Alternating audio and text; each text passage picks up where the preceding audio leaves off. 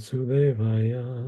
Om Namo Bhagavate Vasudevaya. Om Namo Bhagavate Vasudevaya. Om Namo Bhagavate Vasudevaya. Om Namo Bhagavate Vasudevaya. Reading from Srimad Bhagavatam, Canto 1, Chapter 13, Text 56. Dvastamaya Gunodarko Astamaya Gunadarko Niruddha Karanashaya Nirudha Karanashaya Nivartita Kilahara Nivartita Kila Vartita Ahara Kalara Aste Stanur Ivachala Aste Aste Stanur Nurivachala Ivachala Tasyantarayo Maivabhu Tasyantarayo Tasyantarayo Maivaho Tanyastha Kila Karmana. Kanyastha Sanyasta Kila Akila Karmana. Karmana. Word to word.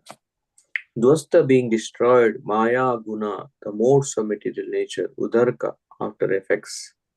Niruddha being suspended, Karanashaya, the senses and the mind. Nivartita, stopped. Akila, all. Ahara, food for the senses. Aste is sitting. Stanu, immovable. Iva, like Achala, fixed. Tasya, his. Antaraya, hindrances. Ma eva, never like that. Abhu, be. Sanyasta, renounced. Akila, all sorts. Karmana, material duties. He will have to suspend all the actions of the senses, even from the outside, and will have to be impervious to the interactions of the senses, which are influenced by the modes of material nature. After renouncing all material duties, he must become immovably established, beyond all sources of hindrances on the path. Purport by Srila Prabhupada. Dhritarashtra had attained by the yogic process the stage of negation of all sorts of material reaction. The effects of the material modes of nature draw the victim to indefatigable desires of enjoying matter, but one can escape from such false enjoyment by the yogic process. Every sense is always busy in searching for its food, and thus the conditioned soul is assaulted from all sides and has no chance to become steady in any pursuit. Maharaj Yudhishthir was advised by Narada not to disturb his uncle by attempting to bring him back home. He was now beyond the attraction of anything material. The material modes of nature, the gunas, have their different modes of activities. But above the material modes of nature is a spiritual mode, which is absolute. Nirguna means without reaction. The spiritual mode and its effect are identical, therefore the spiritual quality is distinguished from its material counterpart by the word nirguna. After complete suspension of the material modes of nature, one is admitted to the spiritual sphere, and action dictated by the spiritual modes is called devotion, service, or bhakti. Bhakti is therefore nirguna, attained by direct contact with the absolute. Om Jnanatimidandasya Jnananjana Shalakaya Chakshurunmilitam Yena Tasmai Shri Gurave Namaha. Shri Chaitanya Tapitam Ye Swayam Rupa Tadātma Vandeham Guru Shri Yuktapadakamala Shri Guru Vaishnava Shri Rupam Sagrajata Sahagnar tam tam Tavadutam Parijana Krishna Chaitanya Shri Radha Krishna Krishna Padan Bhagavan Sahagana Lita Shri He Krishna Karuna Karuna Sindhu Sandhu Deenabandhu Jagatpate Gopesha Radha Tapta Kanchana Gaurang Radhe Vrindavani Rishabhanu Pranamami Vancha Kalpatarubhya Kripa Vacha Patitana Pavabhyo Vishnavebhyo Namo Namaha Sri Krishna Chaitanya Prabhu Nityananda Sri Advaita Sivasati Gaura Hare Krishna Hare Krishna Krishna Hare Hare Hare Hare Hare Rama Hare Hare Rama Rama Rama Rama Hare Hare. Hare Krishna. My great honor and privilege to be with all the devotees at ISKCON Portland. And thank you, Jai Sachinandan Prabhu, for this service to speak on Srimad Bhagavatam. And herein we see Dhritarashtra engaging into severe penances and cutting down all the attachments and giving back what he has acquired from the material nature. It's something like, you go to a office and then you take laptop from them, you take different things, and when you have to leave for another job, you submit back all the things that you have taken from the company, the iCard and whatever are there. So same way, when we come to this material world, we acquire material body, mind, senses, and if we have to go back to our home, then we have to submit back all the things that we have taken, and that is the process of Ashtanga Yoga, which is being described here. And it's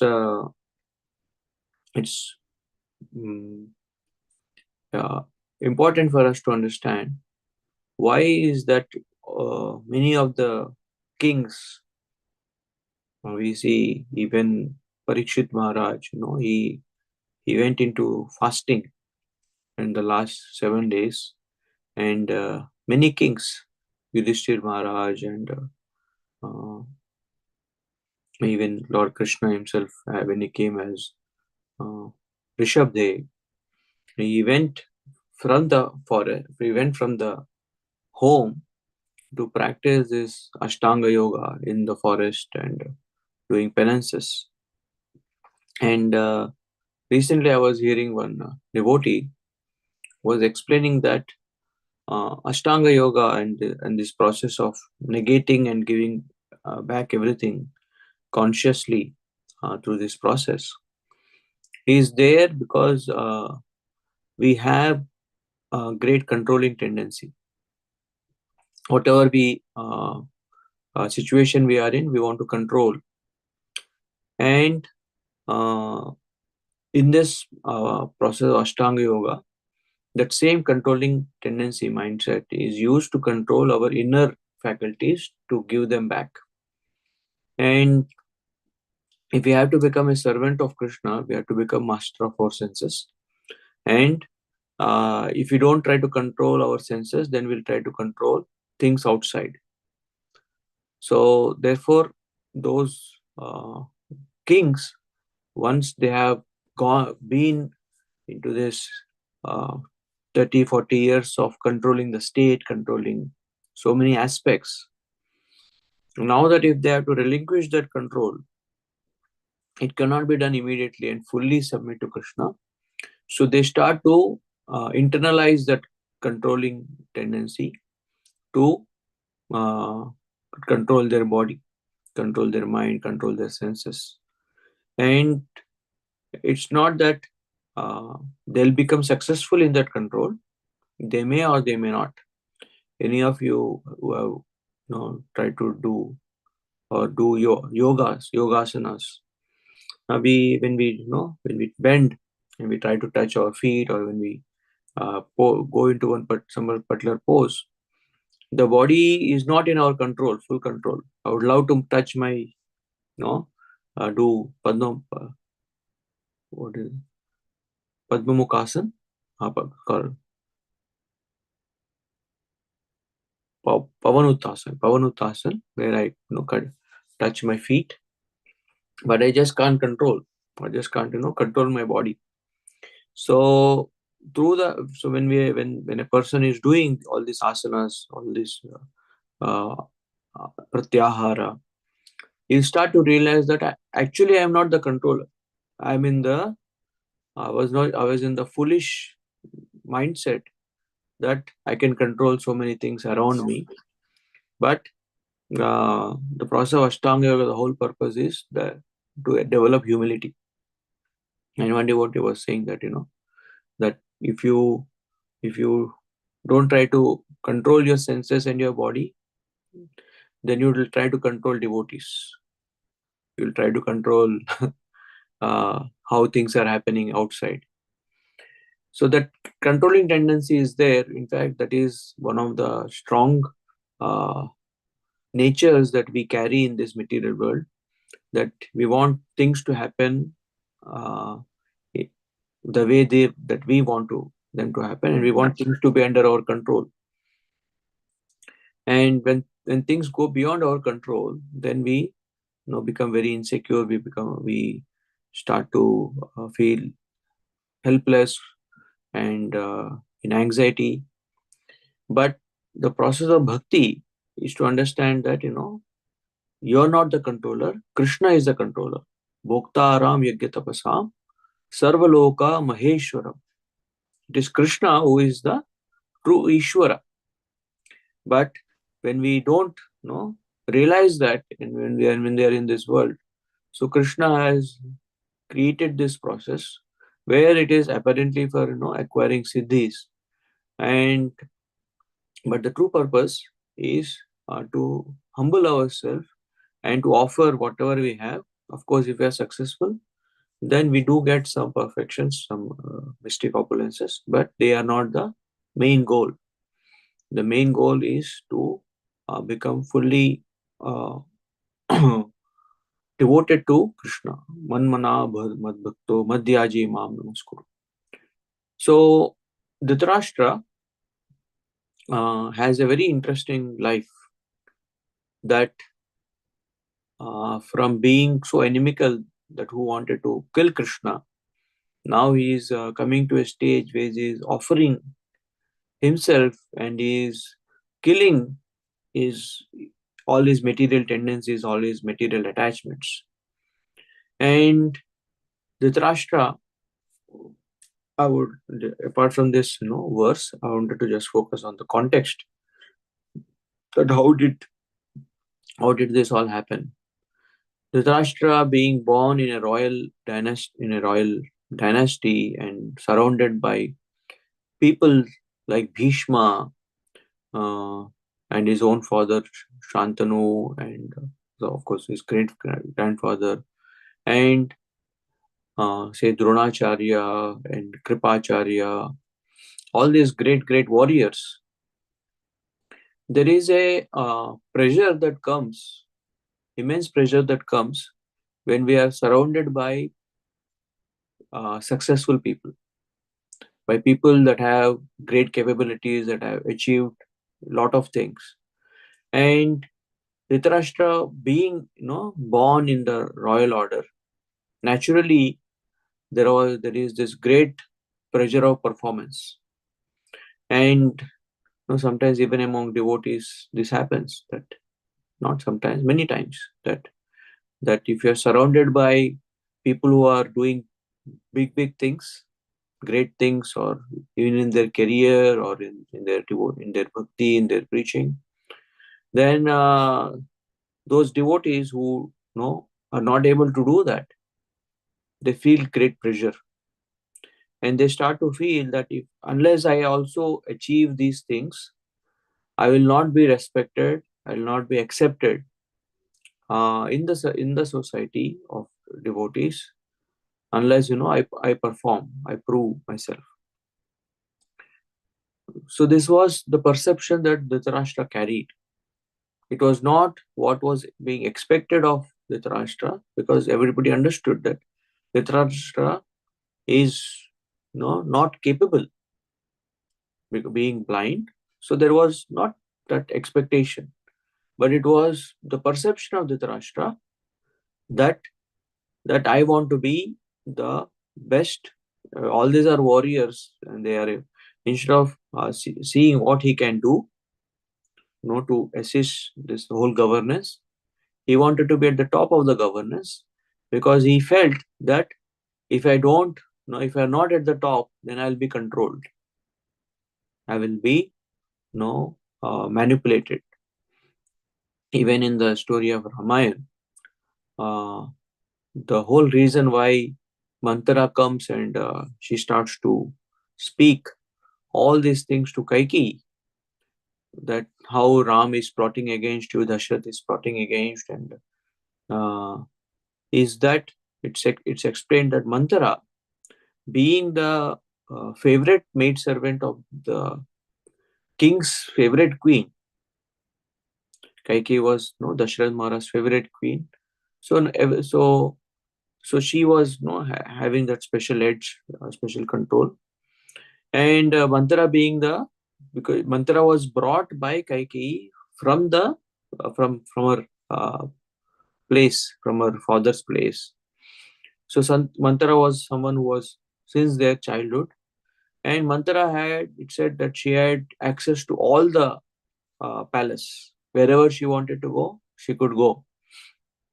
And the moment she heard that Lord Ram is going to become the king, and if Lord Ram becomes the king, then who becomes the principal mother? The Rajmata. The Rajmata will be Kaushalya. And if Kaushalya is the Rajmata, then Kaikeyi will not be she lose that special status. And if she loses that special status, then I will lose that special status. And if I lose that special status, then my freedom to move around whatever I want to do will be curtailed. And in fact, because she had misused that position, not misused, but used it even beyond what is supposed to, she feared that someone else who will come into that power will also start to misuse, or may curtail my freedom, and basically she will lose control on whatever she wants to do. Like sometimes when there is a big festival in temples, then there are these passes that are given for different services, and for some very high say high stake services, not everybody may be allowed. For that, a special pass is needed, a special badge is needed, and devotees want to have that special pass, so that they can move anywhere around. They can enter into the Mahaprasadam area, or this or that.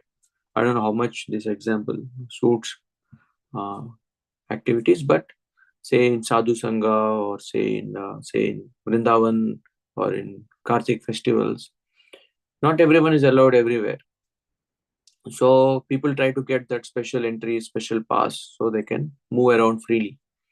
So Manthara, she also felt that my freedom, my control, my capacity to control will be curtailed, and because I am not control of things, I may in fact be abused, and many times this this feeling of that I'll not be in control of my life or things that I do really puts a person in insecurity, and they want to achieve things. They want to achieve prosperity, wealth, primarily for control. I see this repeated tendency among the wealthy people, that often wealth gives you a lot of control, that you can you can whatever you want to get done. If somebody is wealthy, then, as they say, money talks and money walks. But after a while, like say in India, that these wealthy people, that they start to see that their money is not sufficient. In some places, they also need a status. So they may enter into politics, they may enter into, say, philanthropy, to get some status in the society, not just as having money, but what you're doing with money. You start to donate, but the whole tendency is that that with these things I'll get control, I'll get to do whatever I want to do. And Dhritarashtra, so he has had this perception that I will be made a victim, I will be helpless if I'm not at the top of the things. And this insecurity is mainly because we have not found our connection with Krishna, and till we find that connection with Krishna, the bhayam dvitiya vinayvisha syat. In 11th canto, Krishna explains that insecurity, bhaya, comes when we see that there is another reality that is more powerful than Krishna, or that is more important than Krishna. Even Sita, when she saw the deer as more important or than Lord Ram, then she fell into the trap of Ravana. So Dhritarashtra, he didn't give priority to that if I just take shelter of Krishna. It's not that he didn't had feelings for Krishna. It is explained in the first canto that when Krishna was leaving Hastinapur, Yudhishthira, the Pandavas, Kunti, they were all crying in separation from Krishna. And in that list of names, Dhritarashtra's name also comes. Dhritarashtra was also crying, oh, Krishna is leaving. But that feelings for Krishna were not above his insecurity and his attachment to having material things. And Vidura, he tried all through, especially before the battle, he was trying to counsel Dhritarashtra and Duryodhana that what you are about to do is not right. They rightfully deserve. Please give them back. But it didn't work. And Vidura realized that I'm just wasting my energy here. This is not the right time where they will hear. And he made this conscious choice to go away from that battlefield, to prepare himself for his own deliverance, and also wait for the time when Dhritarashtra or Duryodhana, if ever they will be ready. So from Hastinapur, he went on a pilgrimage of the different holy places. But our acharyas, especially Vishwanath Chakravarti Thakur, in that Vidura's pilgrimage where all he goes, it said that he came to the bank of Yamuna in Vrindavan. And as he was sitting on the bank of Yamuna, he was recollecting different pastimes of Krishna. But he especially recollected the pastime of Kaliya Dahan, Kaliya Daman. And he started to recollect that, just like now Dhritarashtra and Duryodhana are filled with so much poison, Kalia was also at one time was filled with a lot of poison, lot of enmity towards Krishna. And he also, Kalia, also attempted to kill Krishna, just like that, Duryodhana tried to bind Krishna when he came as Shantiduta. And he started to remember this past time. And he saw that when Krishna started to dance on Kalia's hoods, and slowly his ego, his pride in himself as being the boss of that place, as the controller of that place, started to diminish with each pounding of the leg.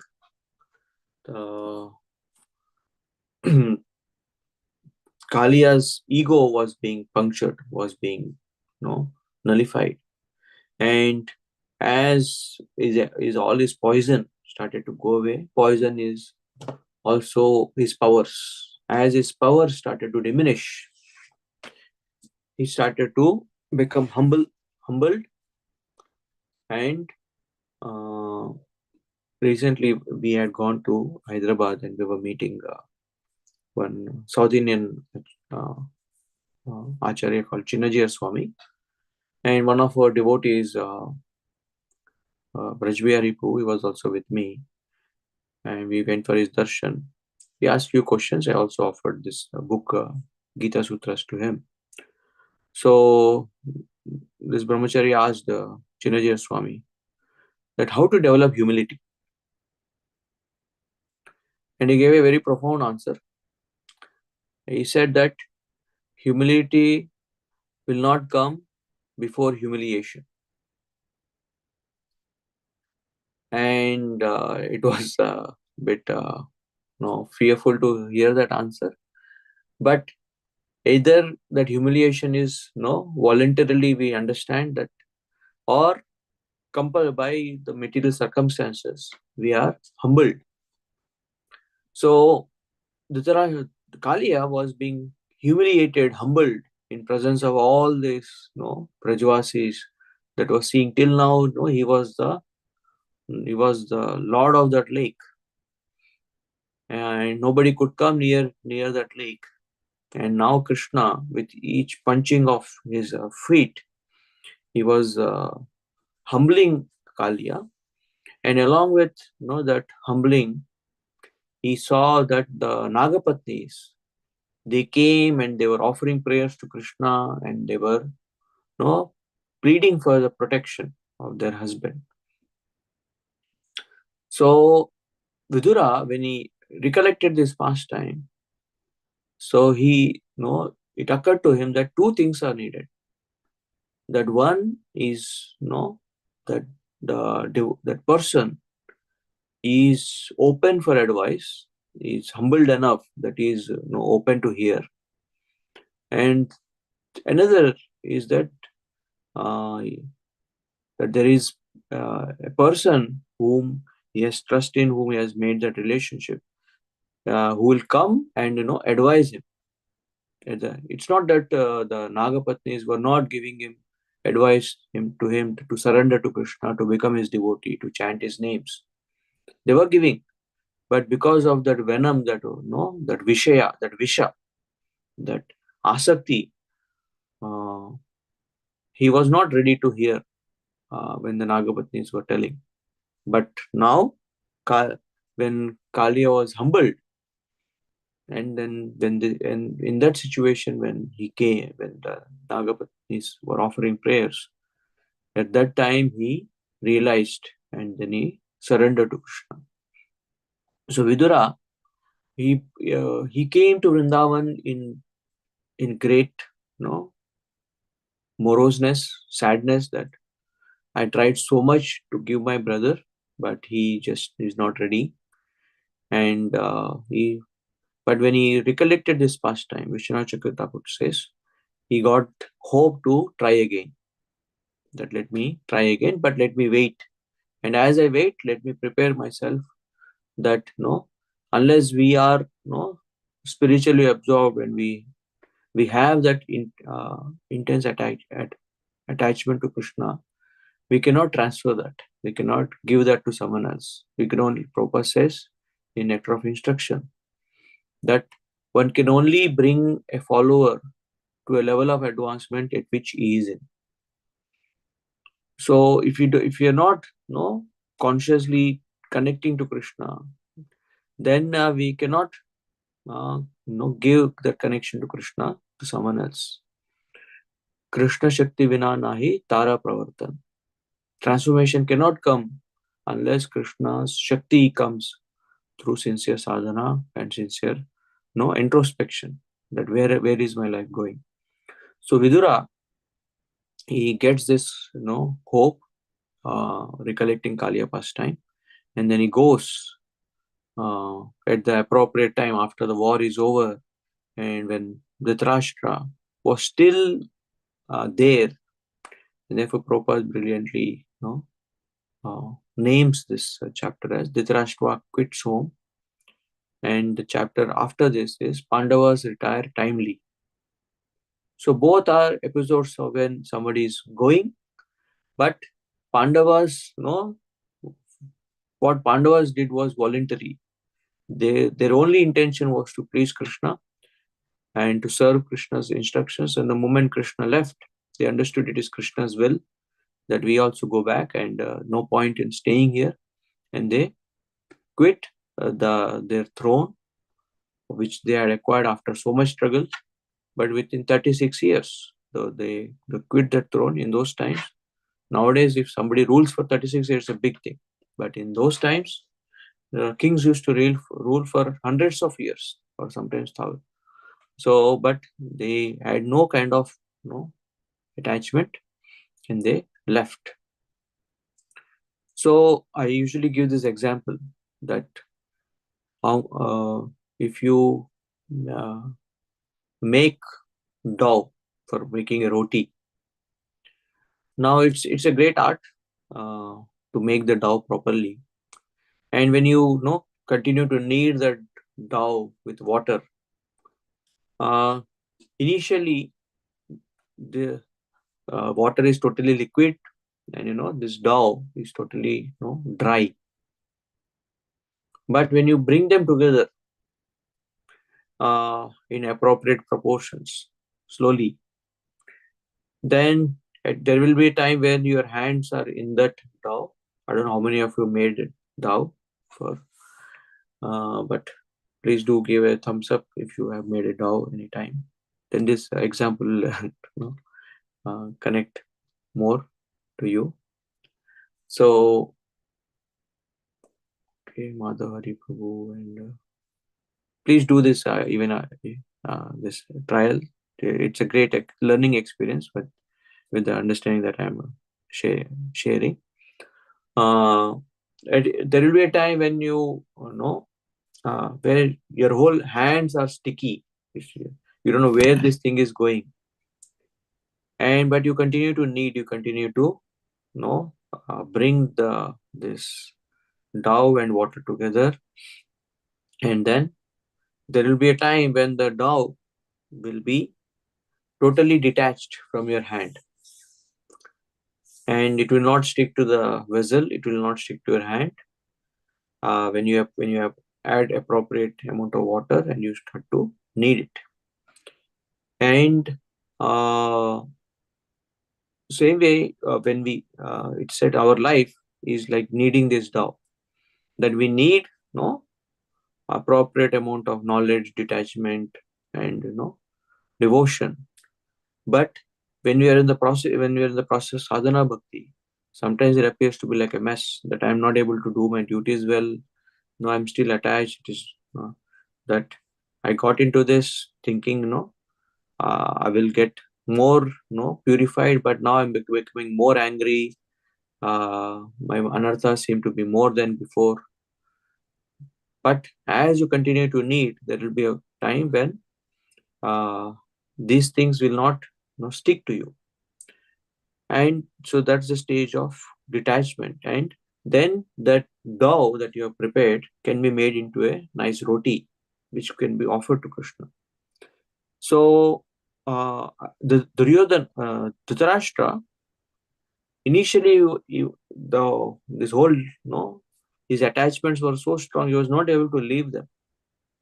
But when Vidura came and he spoke, so sometimes, we also use some oil so that it becomes into proper dough. And so when Vidura came and spoke, so he was able to, detach himself, not getting attached. Bhakti Thakur, gives this example that, a person is going and, holding on to a tree and is telling, please leave me, please leave me. So with things, with sense objects don't get attached to us, we get attached to sense objects. But with people, we also get attached and they also get attached to us. And then it becomes more difficult to detach from, say, to not have expectations from people, because it is both way attachment. But with things, it is only one way attachment. So it all depends on up to us. So Vidura, through using strong words, he was able to, bring this sense in Dhritarashtra that why am I still, continue to stay here and, continue to feel that, I am being treated as a king.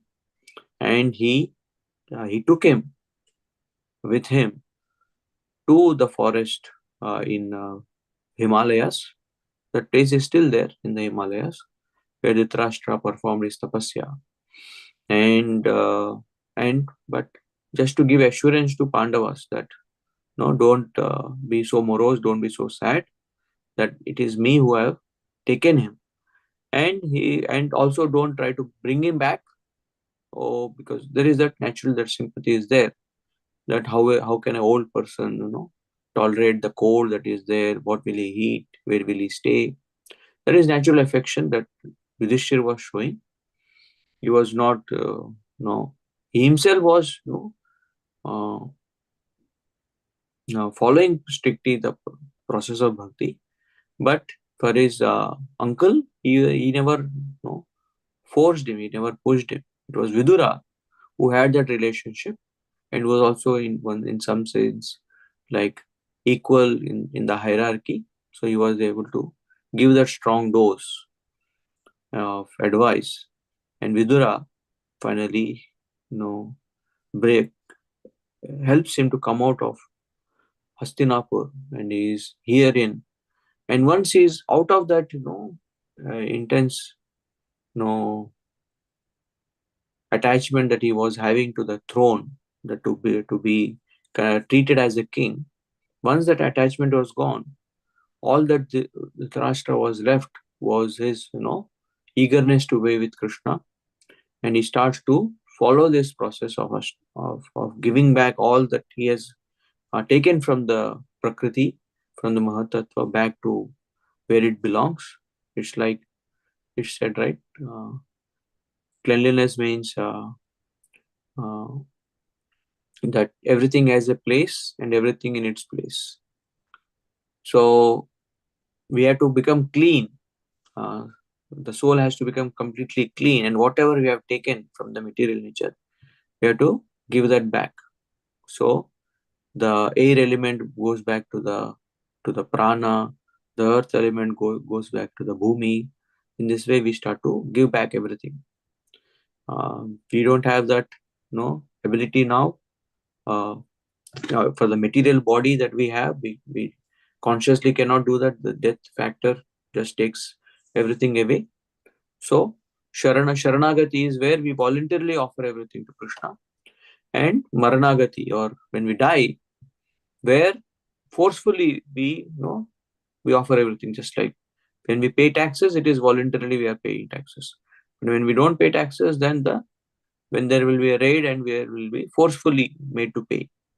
But when there is forceful payment, then that is more painful, and also most of the times there is more fine that is there.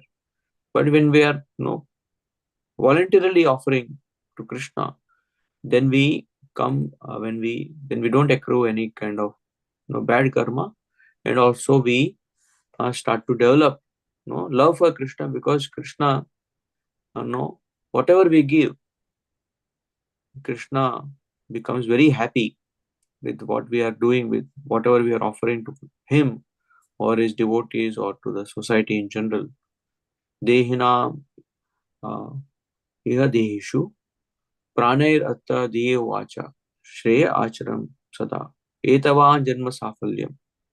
That Krishna says in the Bhagavatam that one's life is successful, one who gives what he has, four things: pranair, artair, diya, vacha. One's breath, one's life, one's wealth, arthair, dhiya, one's intelligence, and one's words. These four are our main, commodities. And when one offers these two in service of Krishna, in service of the Lord, or in service of his devotees, or in society in general, then the Lord says that is the true purpose of human life. So Dhritarashtra, from this place of and please understand that Vidura was also in that place of intense pressure, where everybody was a big Kshatriya trying winning kingdoms, but Vidura never took that pressure, because Vidura was a devotee.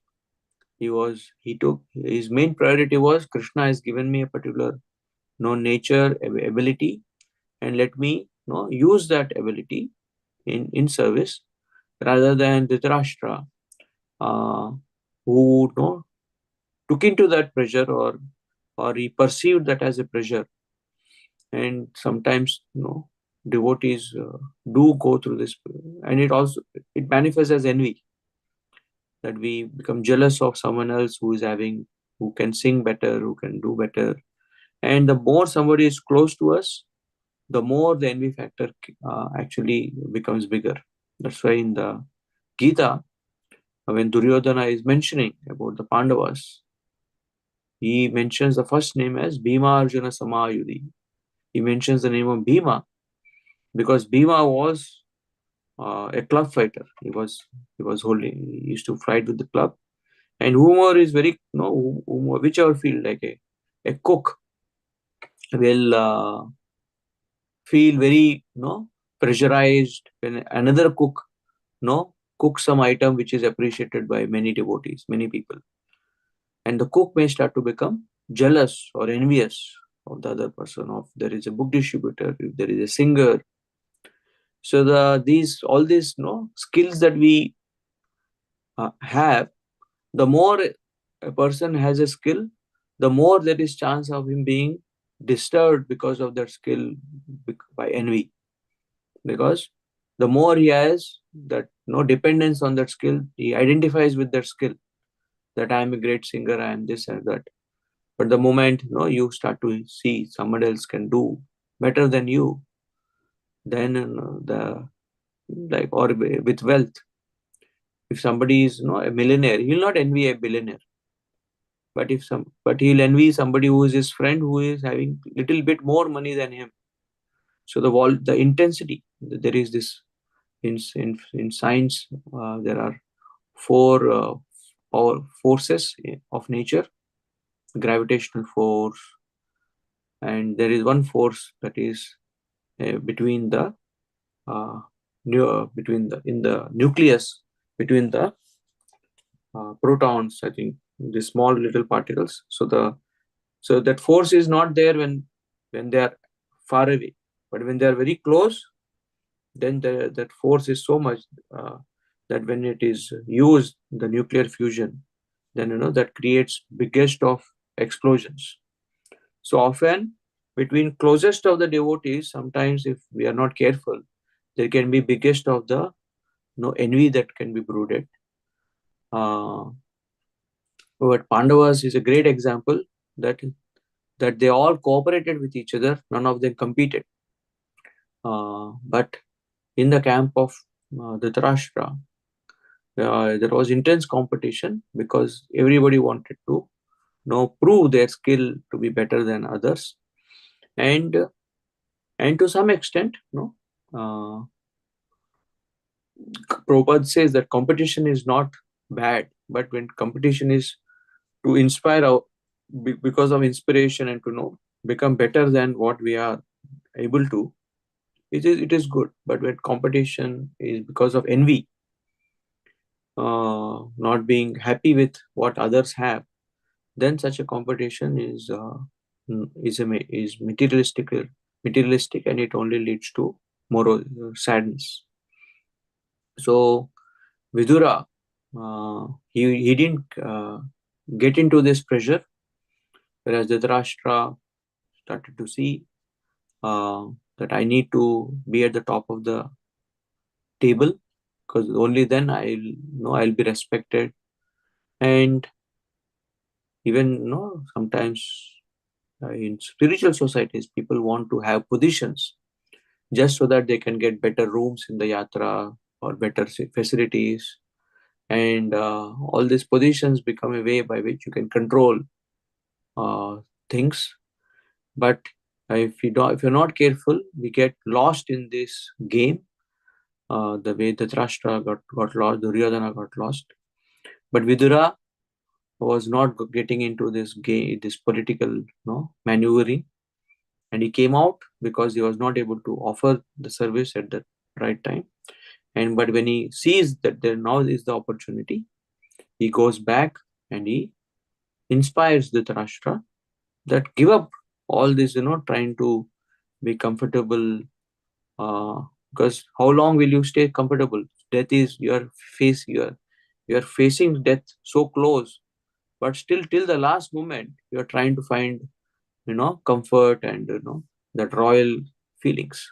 So therefore, at the age of 50, or as one, there is a time for retirement where we take out time to exclusively connect to Krishna, and no more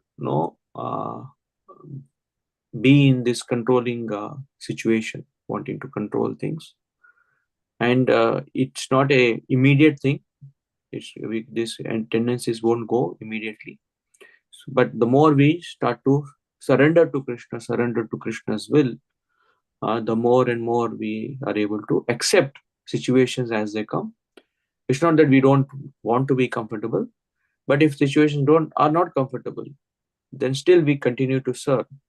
We're not too much bothered by that. And going to the forest also is a way by which we are able to decide for ourselves what do we want to do. Sometimes because of social pressure, we continue to do things that which we are not truly our choice. We are just trying to be fit into the society. But when we go to a forest, then there is no one to compete with. Like it is said, when we are alone in the room, then that is a time our real self starts to come out. Are we attracted to go and read the Bhagavatam, or are we attracted to go and lift the iPad to watch Netflix or some reels? So when we are alone, spending some time alone really shows us what is truly us, because at that time we are not proving anything to anyone. We are not trying to live up to anyone's life. So that is the time when we start to see how am I spent my life. Am I really getting attracted to Krishna? Do I really want to pick up the Bhagavatam? So therefore, one of our devotees says that the trouble with devotees is that when we are with people, we try to be hypocritical. We try to show off which we are not. And when we are alone, then we try to secretly enjoy. So therefore, I think with the ghost, this Shakatasura story, Bhakti Vinod Thakur says that this Shakatasura represents secret bad habits that devotees secretly enjoy, and they are like a ghost. They are not visible. only when we are with ourselves, these ghosts come out in our rooms, sometimes to the extent of watching illicit videos and things like that, or sometimes just some things that are some part of entertainment. Some may be okay if it is not breaking the regulative principles at times, just like. But when it becomes like Krishna says, yuktahara viharasya, say going out in nature. But when they go overboard, so therefore going alone, being alone for some time and really seeing what are my priorities is a very important aspect. Yes, at the end of towards the end of the life, that may be done more, like the kings breaking away from all the kingdom and going. But even within our time, none of us are going to do that drastic step, because situations or our own bodily condition may not permit that. But we to take lesson from this, that am I being just driven by society, or is there a true calling which I'm trying to cultivate towards Krishna? And because at the end of the life, we will not remember Krishna just because of there is social pressure. The attachments that we have really overwhelm whatever may be there, because now we are going out, we are not going to be there. So Dhritarashtra, he became a devotee, at least towards the end of the life. So therefore, Krishna always keeps giving chances. There is stories where in the womb somebody became a devotee, in childhood somebody became a devotee, in youth we can become a devotee, or even in grand old age like Dhritarashtra, we can become a devotee. If we can understand, we can let me not depend on material situations, people around me. Let me take shelter of Krishna, and for that we need people like Vidura who will remind us of the true goal of life. So I will stop here and see if any devotees have any reflections on this particular discussion. Thank you very much, Prabhuji. Wonderful, insightful, multifaceted lecture. I really appreciated your lecture. I just came back from Yatra in Haridwar, Shukratal, Kurukshetra, etc. And one of the questions that was asked by a devotee is, what are we doing here? This is a place of austerity and tapasya. And what does that have to do with bhakti? And your lecture today demonstrated many, many important points about controlling tendency, desire to control senses, opportunity to decide what is our focus and what is my priority in life. And sometimes when one is alone from the intensity of society, it allows one to reprioritize one's life. A very compassionate and instructive lecture. I really appreciated it. Thank you so much. I'm sorry I did not have the opportunity to describe your achievements in the service of the Lord, but just your lecture by itself is glorification of your services. Thank you so much. Let's give devotees a chance to, Prabhuji ended early, a little bit early, so please share your thoughts, reflections, clarifications, etc. Dear devotees. Thank you, Jai Sachidanand Prabhu. You're kind and able to just share some thoughts, reflections that just gathered around and through introspection. Share, devotees. Hare Krishna, Braj Mohan Prabhu. Dandavat Pranams, Jai Srila Prabhupada. Thank you so much for the very nice class. I have one question with regard to Dhritarashtra. He quit home But does it say anywhere that he became a devotee of Krishna? Because he performed austerities, but the way I understood was he was an impersonalist. Is that? Can you clarify? Okay. In this verse, where what was the qualification of Dhruva and what was the qualification of I forget that verse. And so in that, somebody who became a devotee towards in old age, example of the Dhritarashtra is given. Now devotee has many levels, Prabhu. Being absorbed in impersonally doesn't mean that he hated he didn't get attracted to the form of Krishna.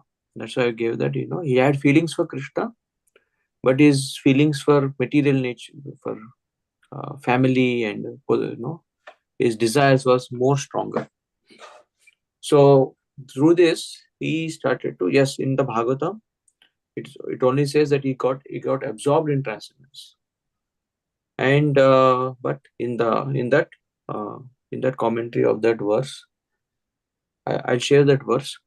There, Dhritarashtra example is given that Dhritarashtra, so at any level, even connecting to the transcendence is also a step.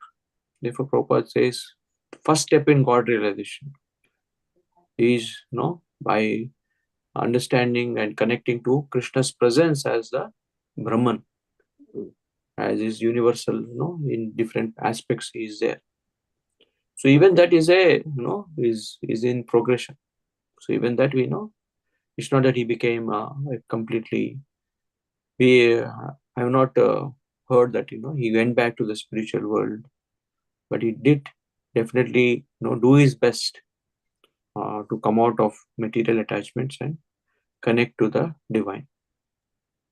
Yes, Prabhu. The only reason I made that observation is like he developed detachment because of some strong words. There was no voluntary seeking of answers. It was more of a heavy dose that he obtained. Even though Vidura met him after Vidura had spoken to Maitreya and he had obtained complete knowledge, etc. But what Dhritarashtra got from Vidura was not a voluntary exchange where he was seeking answers. No, just a small difference in here. See, Dhritarashtra was not a small child that just because Vidura spoke strongly, he forcibly went. No. I meant He voluntarily developed. Yeah, he developed a detachment because of some strong words, not by a voluntary seeking out the answer. Yes.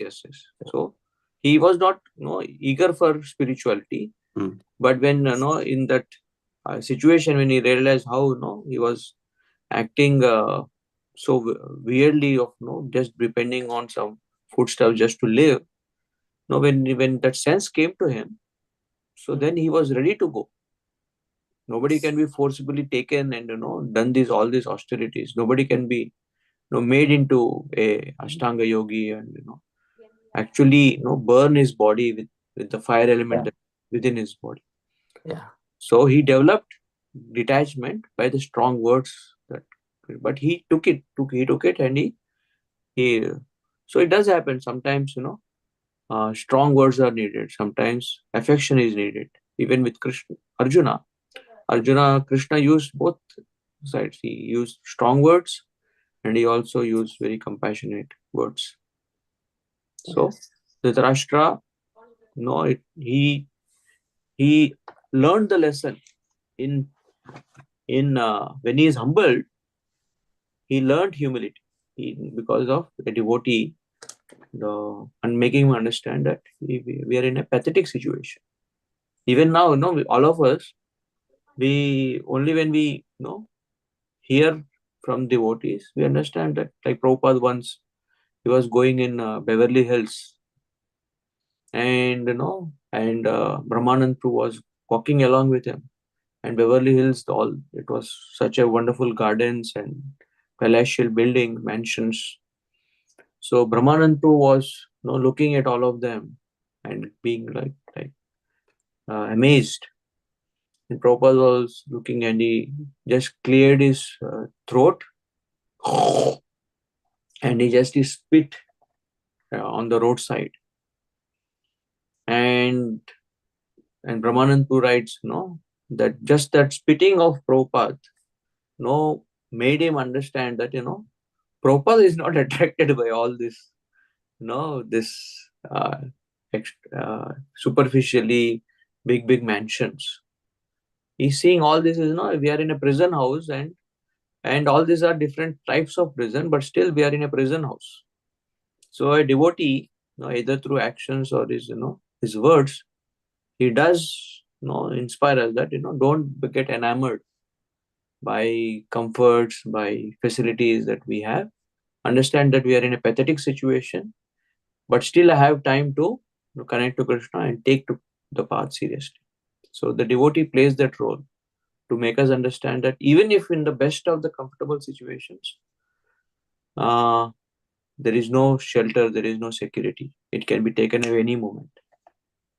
It can be destroyed. Thank you so much, Prabhu. Thank you. Any other comments, reflections, or questions?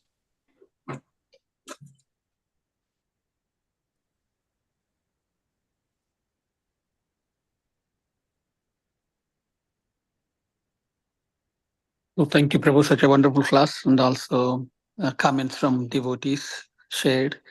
One point struck to me, in addition to what devotees mentioned, is the competition should be in the mood of improving, not the proving sense. Thank you. That the take-home message for me. Thank you, Prabhu.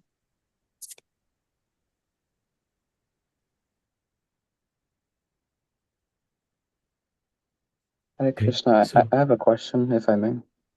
Yes.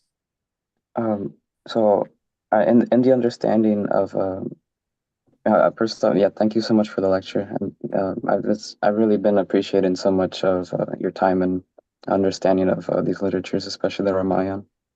In terms of today's lecture, looking at impersonalism as a step, I'm trying to piece this together for myself. I haven't read different iterations of the Bhagavad Gita, but I understand that, it takes Krishna out of the picture. And I'm wondering for, someone who takes a step towards the Bhagavad Gita, but doesn't take the, how it is as it is. And someone, sorry, I'm trying to piece this all together for myself, but, I have a friend who's been reading the Bhagavad Gita. I've given him as it is, but he also has this other iteration. And I'm wondering, I guess, my place in terms of, I don't want to be harsh in any way, of course. I want to approach this in the most compassionate way because, I know Srila Prabhupada's teachings and I know how it's presented as it is. But I also see that he's making a right step in the right direction.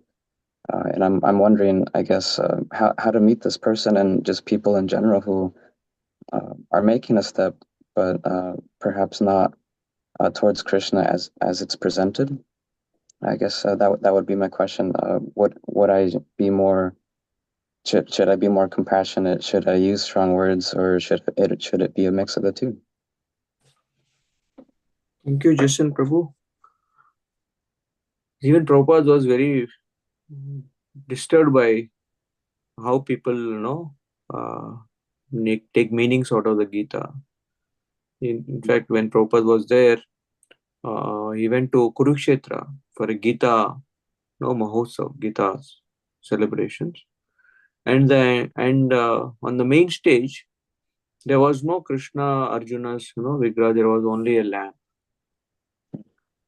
And Prabhupada, he said that you're speaking about Bhagavad Gita, but there is no deity of Krishna.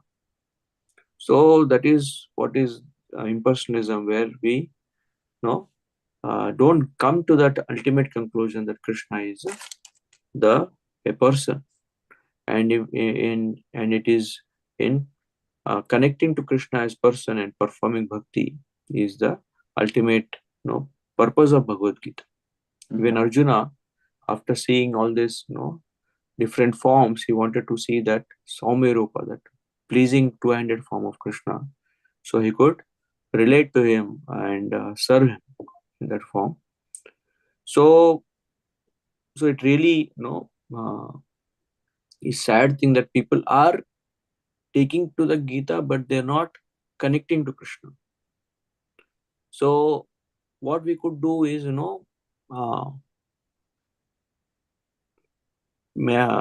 ask them to read Bhagavad Gita as it is, Prabhupada's Bhagavad Gita as it is, because in that Prabhupada brings this point that Krishna is a person again and again.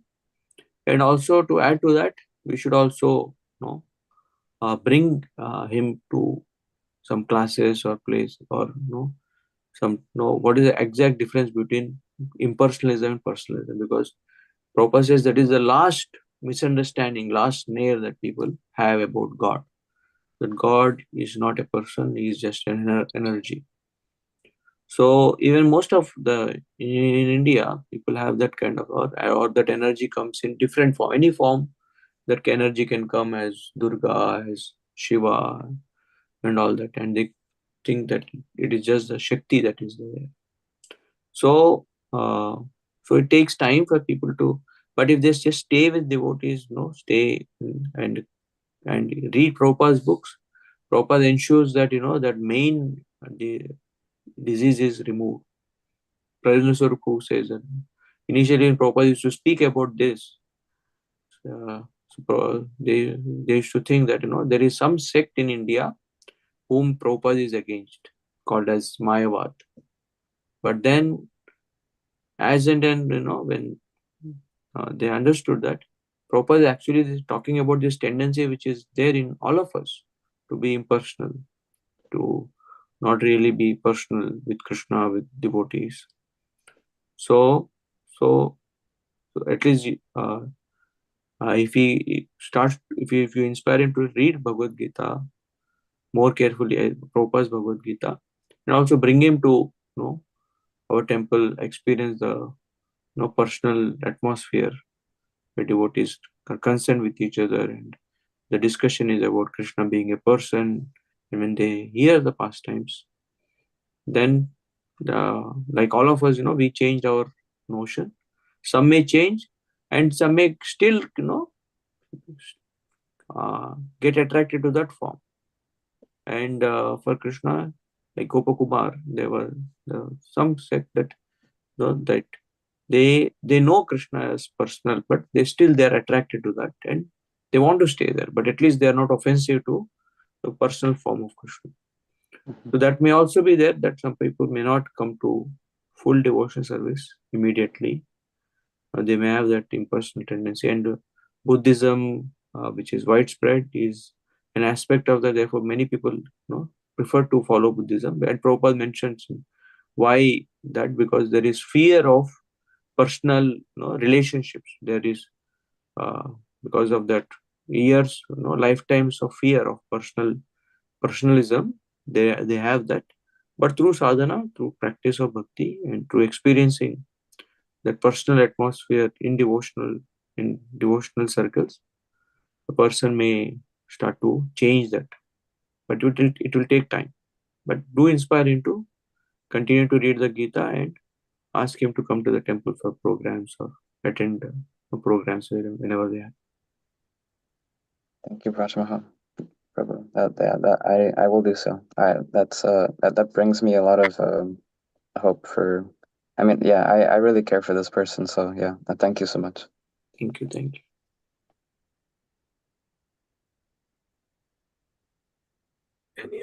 Any other questions or comments?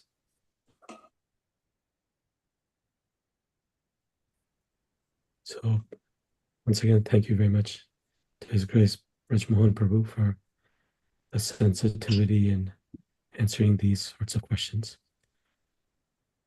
I really like it when I was talking to His Grace Chaitanya Charan Prabhu about this, And he said that there's a kind of a tendency in circle of devotees to think of yoga as kind of like a monolithic process, where everybody's going towards this idea of impersonal reality, but going through Patanjali's sutras, there's definitely places where there's guidance towards connecting with Ishvara as well. So I appreciate how you addressed Jason Prabhu's question with great sensitivity, that it's not a rejection of a person because they're attracted to some aspect of yoga. The real point is where is their intention. So thank you very much for sharing that. So please join us for in-person lecture at the temple at 11:30 a.m. today. So Prabhuji will be continuing with the Ramayana theme. And what I understood, the discussion will be on, or the presentation will be on Dashera. Is that correct? I'll combine Dashera and Damodar both. How timely. Thank you very much. So, Vancha Kalpatrivascha Kripasindhabheva Patitanam Vaishnava Namo Namaha. Thank you very much, Prabhuji. Thank you for Prabhu. a very valuable time. Very wonderful session. Really appreciate it. Okay, I'm sure everybody has services, so we'll see you all at 11:30. Hare Krishna. Hare Hare Thank you, Krishna. Krishna Kesha Prabhu, for making this happen. Thank you. Thank you, Prabhu. Thank you, Prabhuji.